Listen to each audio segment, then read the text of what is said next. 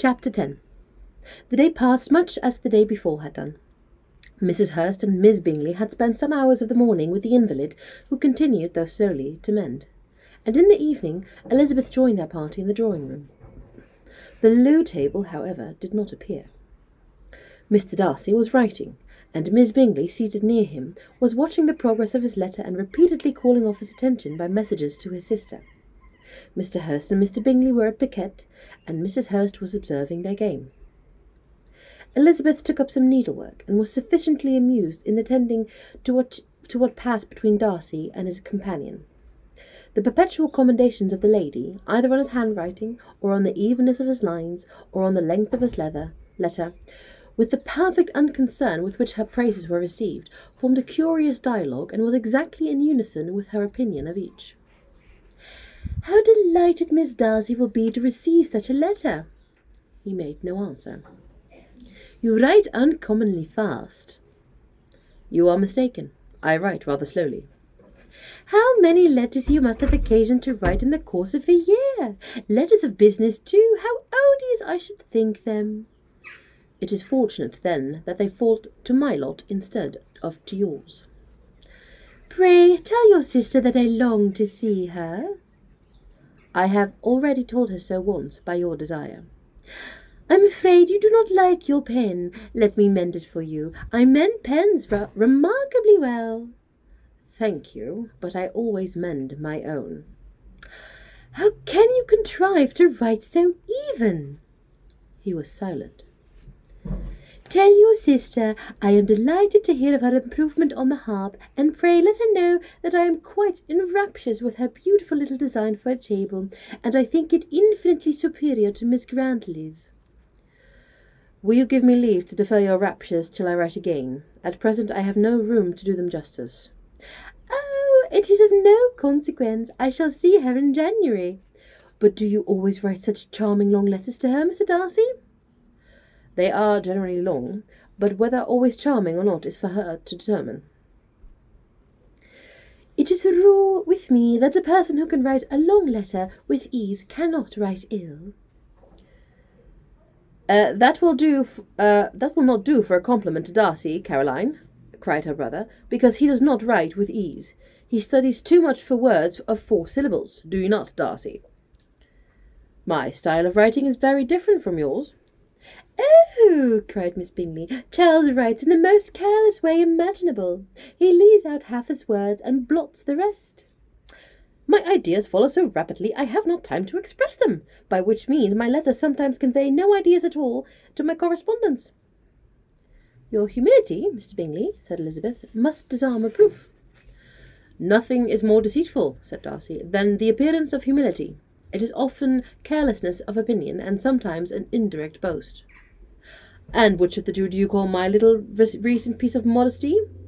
"The indirect boast, for you are really proud of your defects in writing, because you consider them as proceeding from a rapidity of thought and a carelessness of execution, which, if not estimable, you think at least highly interesting. The power of doing anything with quickness is always much prized by the possessor, and often without any attention to the imperfection of the performance. When you told Mrs. Bennet this morning that if you ever resolved on quitting Netherfield you should be gone in 5 minutes, you meant it to be a sort of panegyric, a compliment to yourself. And yet, what is there so very laudable in a precipitance which must leave very necessary business undone, and can be of no real advantage to yourself or anyone else?" "Nay," cried Bingley, "this is too much. To remember at night all the foolish things that were said in the morning, and yet, upon my honour, I believe what I said of myself to be true, and I believe it at this moment. At least, therefore, I did not assume the character of needless precipitance merely to show off before the ladies." "I dare say you believed it, but I am by no means convinced that you would be gone with such celerity. Your conduct would be quite as dependent on chance as that of any man I know, and if, as you were mounting your horse, a friend were to say, 'Bingley, you had better stay till next week,' you probably would do it. You would probably not go, and at another word you might stay a month." "You have only proved by this," cried Elizabeth, "that Mr. Bingley did not do justice to his own disposition. You have shown him off now for more much more than he did himself.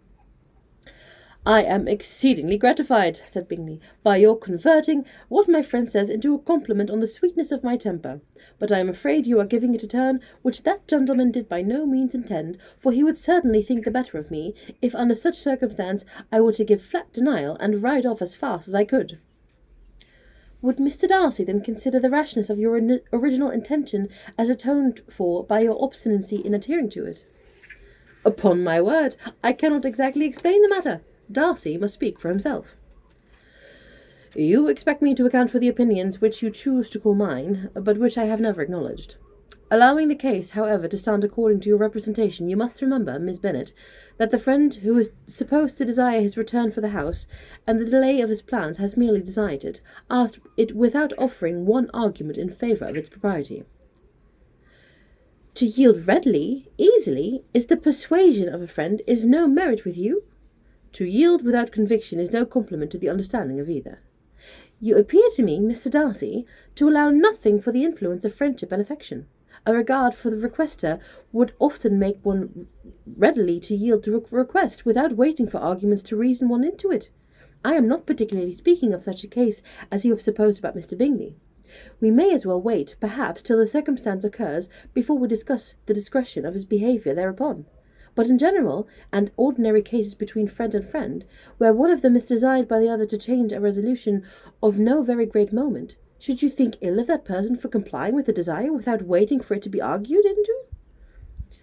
Will it not be advisable, before we proceed on the subject, to arrange with rather more precision the degree of importance which is to appertain this request, as well as the degree of intimacy subsisting between the parties? By all means, cried Bingley, let us hear all the particulars, not forgetting their comparative height and size, for that will have more weight in an argument, Miss Bennet, than you may be aware of. I assure you that if Darcy were no such a great tall fellow, in comparison with myself, I should not pay him half so much deference.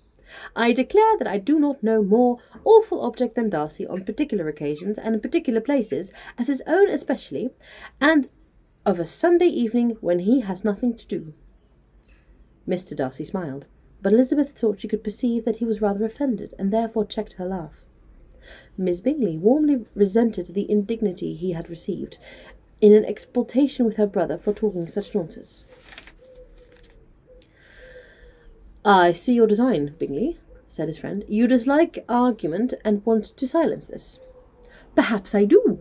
Arguments are too much like disputes. If you and Miss Bennet will defer yours till I am out of the room, I shall be very thankful, and then you may say whatever you like of me. What you ask, said Elizabeth, is no sacrifice on my side, and Mr. Darcy had much better finish his letter.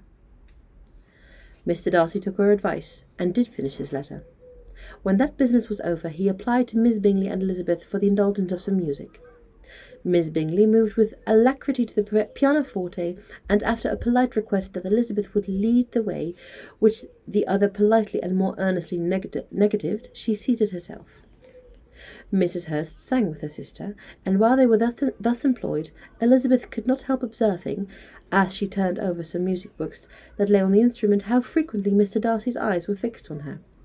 She hardly knew how to suppose that she could be an object of admiration to so great a man, and yet that he should look at her because he disliked her was still more strange. She could only imagine, however, at last, that she drew his notice because there was something about her more wrong and reprehensible according to his ideas of right than in any other person present. The supposition did not pain her. She liked him too little to care for his approbation. After playing some Italian songs, Miss Bingley varied the charm by a lively Scotch air, and soon afterwards Mr. Darcy, drawing nearer Elizabeth, said to her, "Do you not feel a great inclination, Miss Bennet, to seize such an opportunity of dancing a reel?" She smiled, but made no answer. He repeated the question, with some surprise at her silence. "Oh," she said, "I heard you before, but I could not immediately determine what to say in reply. You wanted me, I know, to say yes, that you might have the pleasure of despising my taste, but I always delight in overthrowing those kinds of schemes, and cheating a person of their premeditated contempt. I have, therefore, made up my mind to tell you that I do not want to dance a reel at all, and now despise me if you dare." "Indeed I do not dare." Elizabeth, having rather expected to affront him, was amazed at his gallantry, but there was a mixture of sweetness and archness in her manner which made it difficult for her to affront anybody. And Darcy had never been so bewitched by any woman as he was by her. He really believed that were it not for the inferiority of her connections, he should be in some danger. Miss Bingley saw or suspected enough to be jealous, and her great anxiety for the recovery of her dear friend Jane received some assistance from her desire of getting rid of Elizabeth. She often tried to provoke Darcy into disliking her guest by talking of their supposed marriage and planning his happiness in such an alliance. "I hope," she said, as they were walking together in the shrubbery the next day, "you will give your mother-in-law few hints when this desirable event takes place as to the advantage of holding her tongue, and if you can compass it, do cure the younger girls of running after the officers, and, if I may mention such a delicate subject, endeavour to check that little something bordering on conceit and impertinence which your lady possesses." "Have you anything else to propose for my domestic felicity?" "Oh, yes. Do let the portraits of your uncle and aunt Phillips be placed in the gallery at Pemberley. Put them next to your great uncle the judge. They are in the same profession, you know, only in different lines. As for your Elizabeth's picture, you must not attempt to have it taken, for what painter could do justice to those beautiful eyes? It would not be easy indeed to teach their expression, but their colour and shape, and the eyelashes so remarkably fine, might be copied." At that moment they were met from another walk by Mrs. Hurst and Elizabeth herself. "I did not know you intended to walk," said Miss Bingley, in some confusion lest they had been overheard. "You used us abominably ill," answered Mrs. Hurst, "running away without telling us you were coming out." Then taking the disengaged arm of Mr. Darcy, she left Elizabeth to walk by herself. The path just admitted 3.